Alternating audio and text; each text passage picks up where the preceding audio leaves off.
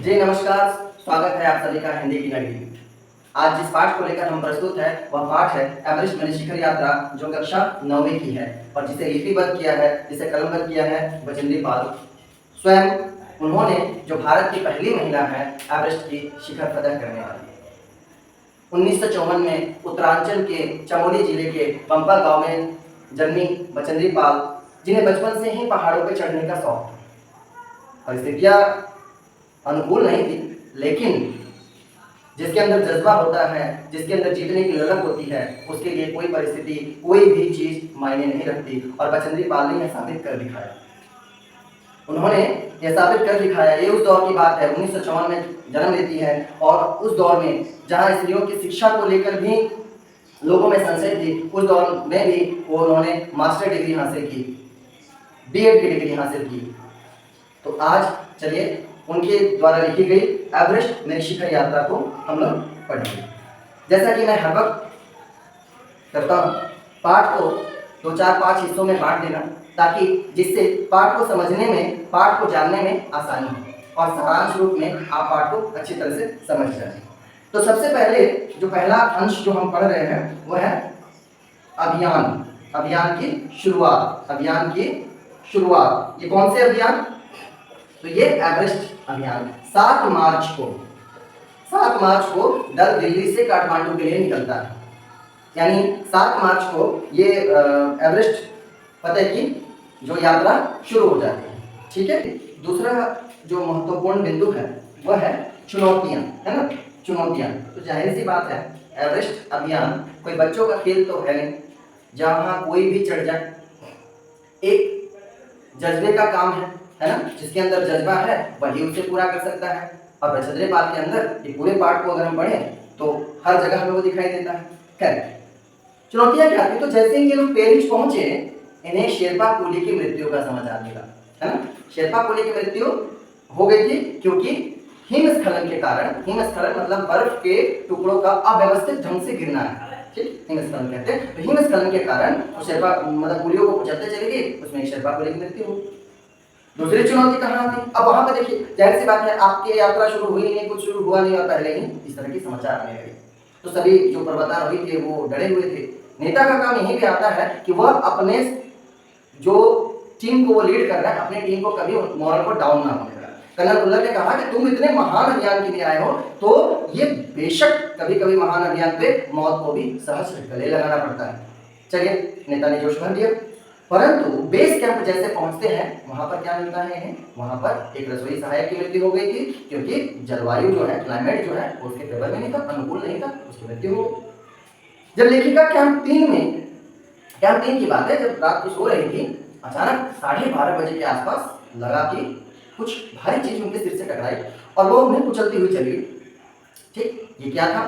तो ये बर्फ का एक टुकड़ा था, जो ग्लेशियर जो टूट के और उन्हें कुचलती हुई चली, और वो बिल्कुल बर्फ के कब्र में मानो लेखिका दब गई थी।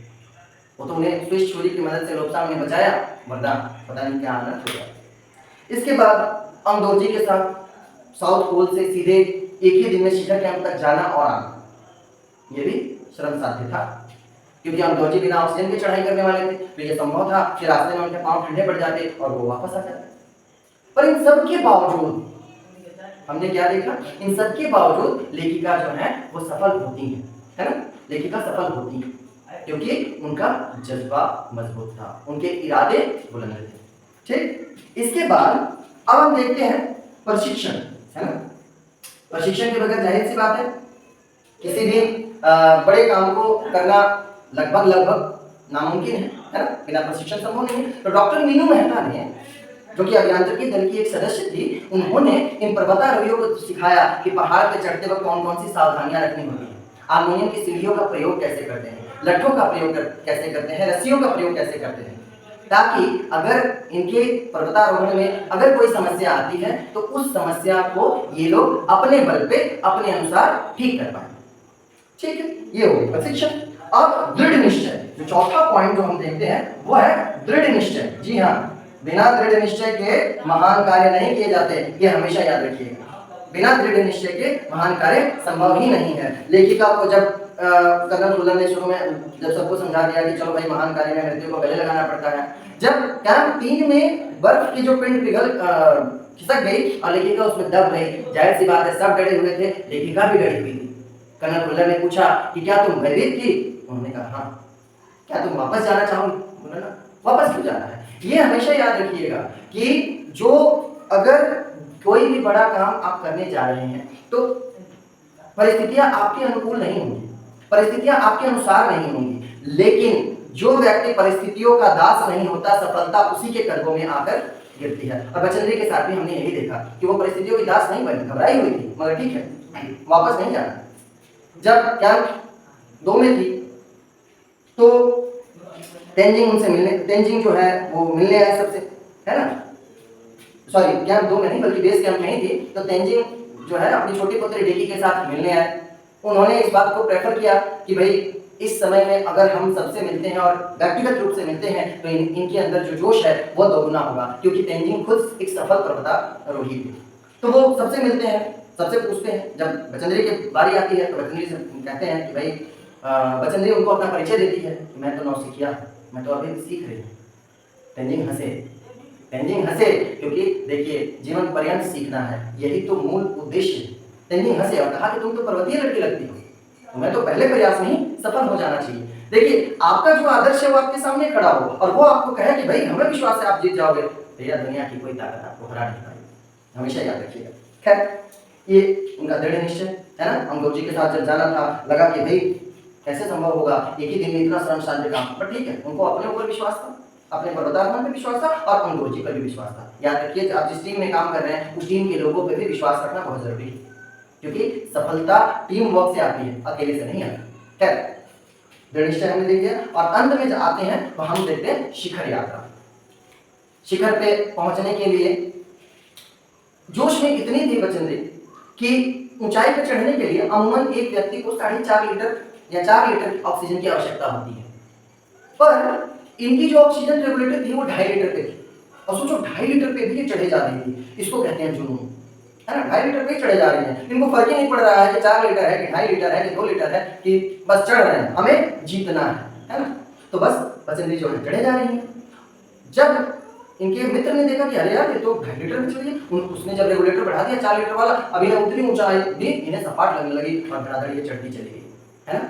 और दिन के 1:07 पे, ठीक है, दिन के 1:07 पे एक विचार पौधा, क्या विचार पौधा भैया, अब तो हम जो है शिखर पे हैं। 23 मई 1984 दिन में 1:07 पे लोग शिखर पे पहुंच गए। शिखर पे पहुंचने के बाद जाहिर सी बात है हम भारतीय लोग कहीं भी जाएं पर अपने धर्म और धर्म शास्त्रों से दूर नहीं जाते। बचेंद्री ने वहां पर भी पहले अपने आप को सुरक्षित किया, क्योंकि ऐसी शंकु चोटी पे ये बहुत बड़ी बात थी कि कैसे अपने आप को सुरक्षित किया जाए, तो सुरक्षित किया। उसके बाद हनुमान चालीसा निकाली, माँ दुर्गा की फोटो निकाली, दोनों की पूजा अर्चना की और फिर उसे लाल कपड़े में वहीं दबा दिया।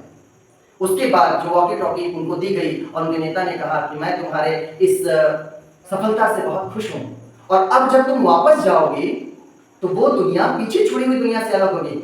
यकीनन जब तक आप सफल नहीं होते आप भीड़ के एक व्यक्ति मात्र होते हैं, लेकिन जैसे ही आप सफल हो जाते हो भीड़ से अलग आपकी एक अपनी पहचान बन जाती है।